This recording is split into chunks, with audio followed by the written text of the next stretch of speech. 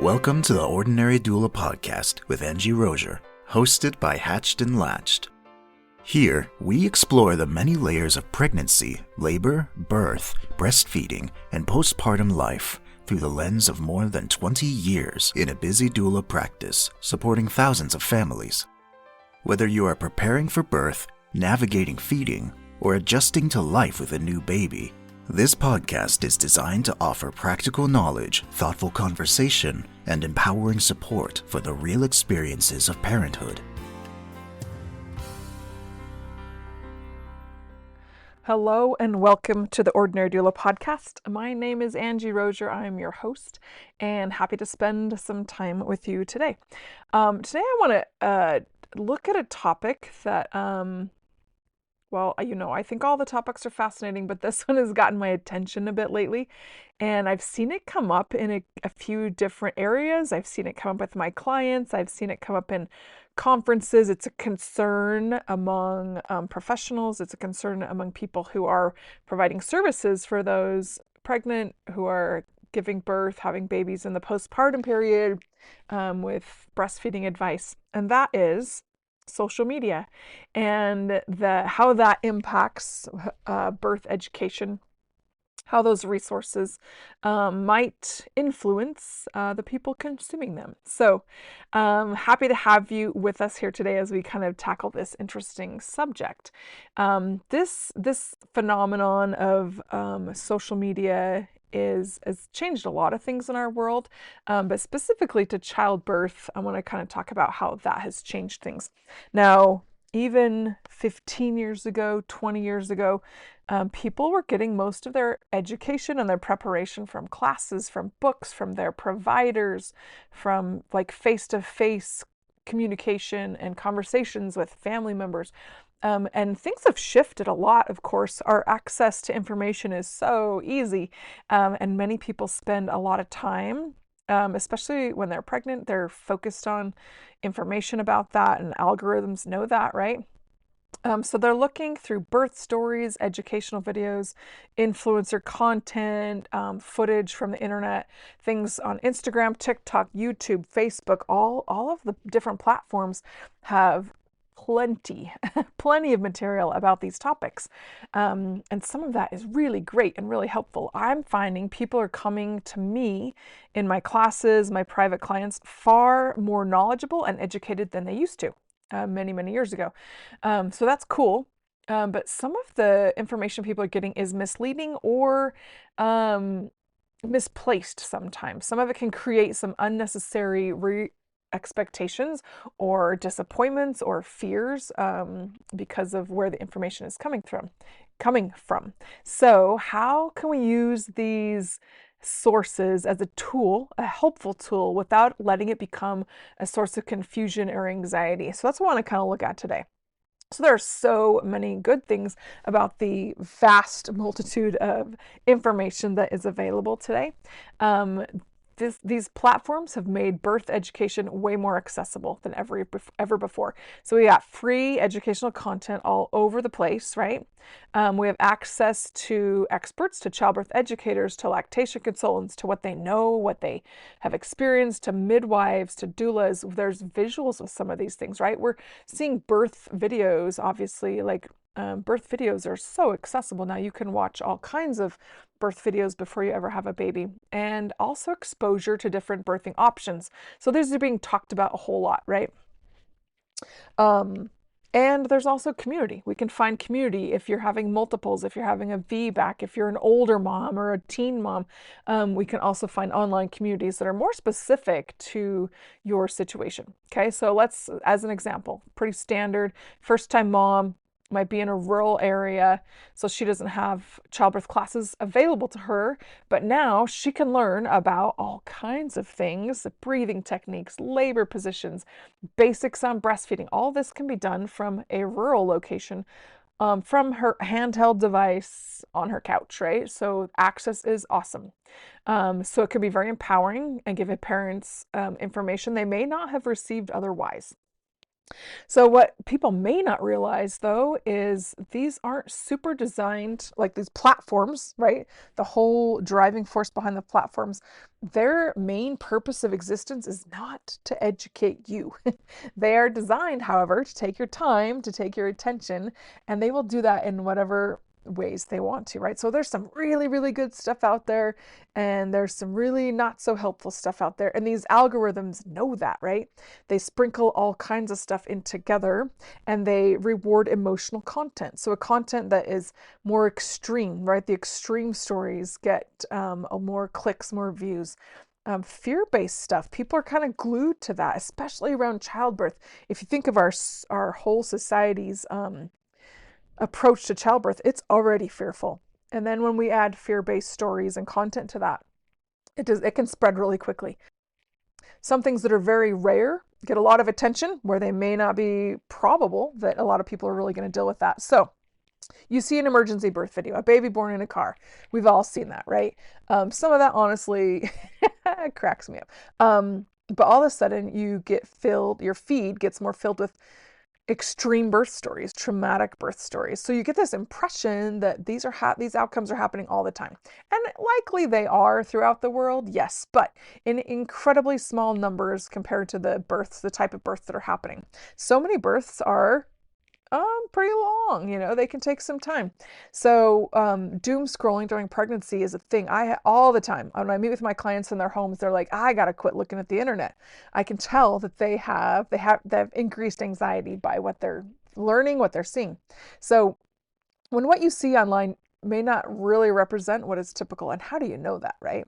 So a lot of people will compare. They're going to compare their expectations or their birth or their preconceived notions of what their birth should be like to other people's, right? So there's a lot of comparison before we even get to the playing ground. There's a lot of comparison going on. They'll compare length of labor, type of birth experience. They'll compare breastfeeding journeys, postpartum journeys. I have a client I met with a few months ago, and I did a lot of lactation work with her. And it just broke my heart because, and she was wise to it, she's like, yeah, I gotta quit looking at social media. But she had seen on social media that there are people, and it's true, that have 1 and 2 freezers full of frozen milk in their garage. They have to buy a new freezer. I've seen that myself, right? Like, it is true. And she thought she would be, and she wanted to be a freezer mom. That's what she called it. She goes, oh, I wanted to be a freezer mom. And turns out she was not even quite a full producer of milk. So comparing, right? She was like comparing what she wanted her journey to be like. She did a great job. She worked very hard and was very successful in the things that she did. So, however, as she has these stories of freezer moms in the back of her mind, that can be frustrating. Some people see that birth can happen in 3 hours. Sometimes for some people it can, or people never needed medication, or the latch after delivery and there on out was perfect and immediate. So yes, those things happen, but the reality is that every labor, every baby, every breastfeeding journey, every postpartum recovery, every situation is going to be pretty unique, right? No two are going to be identical. That is, I can tell you that for sure. And success looks different for different people. So keep that in mind as you're finding information online, that success is, there's lots of different versions of success depending on who you are, what your expectations are, what your preparation is, what your social and societal background is, what your culture about birth is, right? And healthy outcomes can have so many different journeys to get to healthy outcomes. So let's dive in a little bit about experts, like real true expert advice, and noise, like a lot of noise, right? So having a large following may not automatically make someone an expert. When somebody has a lot of content out there or it's getting a lot of views, you got to look at their background, right? Like, what are these person's credentials? Have they had 2 babies in their life? Awesome. And they just talk a lot about it. Is their information evidence based, or are they just like, in my experience, and they have a flashy, awesome way of sharing their information? Do they have legit sources? Like, where's their knowledge coming from? I watched some clips recently in a conference I was at, of some influencers. I couldn't even tell you who they are, couldn't even tell you what they were talking about, but it was definitely baby, birth, pregnancy related. That time of life, they might have been in postpartum time of life or pregnancy, I don't remember. But it was phenomenal, as the whole point of this was to see sponsorship.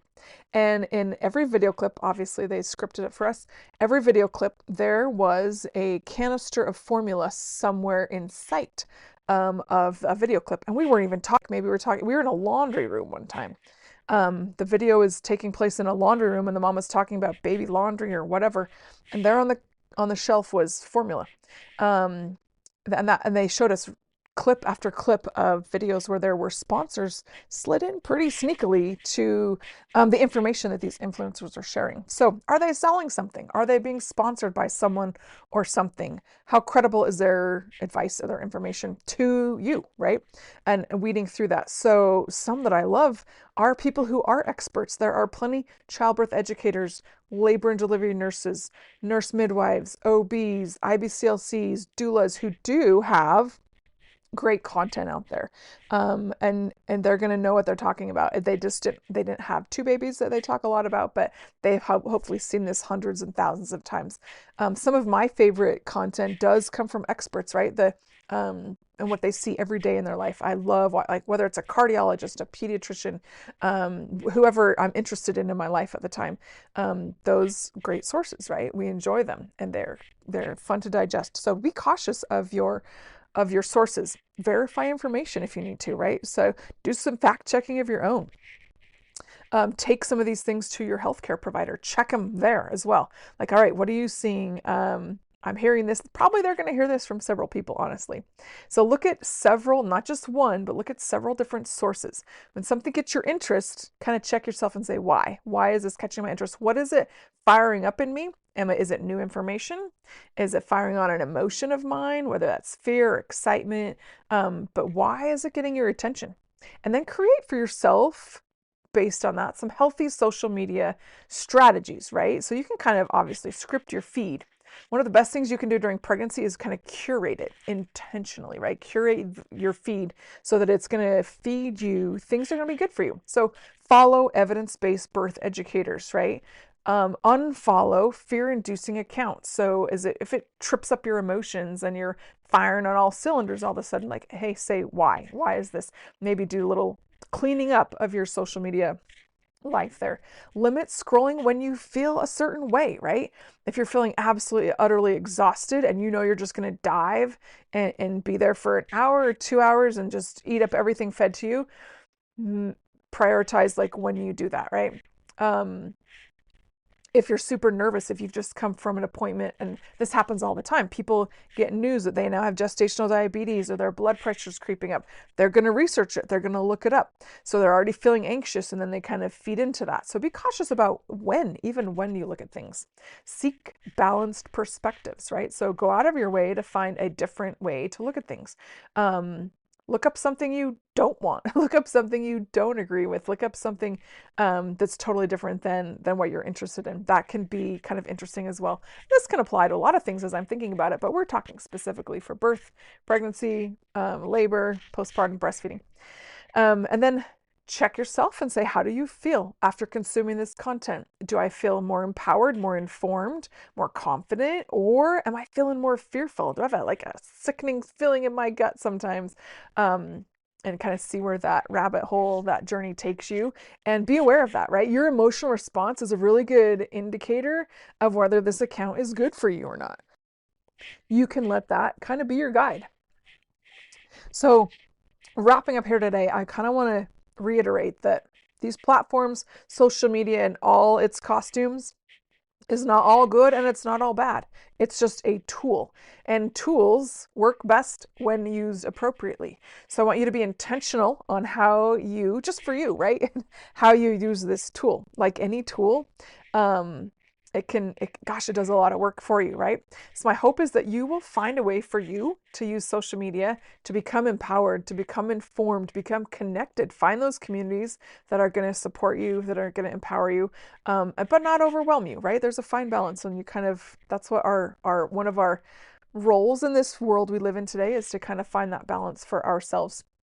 Remember that your birth story Your birth journey, your postpartum journey, your breastfeeding journey does not need to look like anyone else's. In fact, I can guarantee it's not. You don't need a viral experience. I mean, maybe you want one.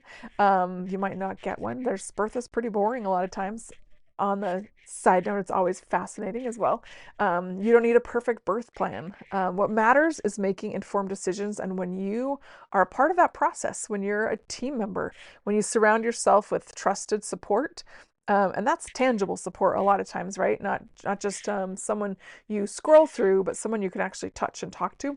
And as you plan that to welcome your baby into your life and into your world in a way that's safe and meaningful to you and your family, that is where true empowerment comes from. So, call to action: if you will please do your best to make your social media influence from your social media positive for yourself. Let it stretch you in new ways, but not in ways that are going to be negative or fearful. That has a lot to do. I see that all the time. People are like, but I saw this and I saw that. I see a lot with colostrum collecting. I see it a lot with starting labor. There's a lot of things out there that are being driven by marketing, honestly. Like people want to make a buck, right? That's the driving force in so much of the information that we're getting. So please look at your sources, look at them wisely, and come out of your social media scrolling and preparation, feeling enlightened, feeling empowered, and feeling informed. And you will have a better experience for it. Hopefully this has been helpful for you today. Good luck on your information gathering. There's a lot of information out there, a lot of information, and our job as parents is to take that information, much of which is absolutely conflicting from experts, from influencers, and weed through that and decide amongst all the information what works for you, what feels best to you, what's going to work in your particular situation, in the reality of what that is at this time. So good luck to you. We're here to support you, be your cheerleader. Thanks for hanging out with us today and spending time with the Ordinary Doula podcast. My name is Angie Rosier, and I'm glad I got to spend this time with you. Please today go out and make an awesome connection with a real human. Touch someone, hold their hand, look into their eyes. We all need each other, so please make a great connection today, and I'll see you next time.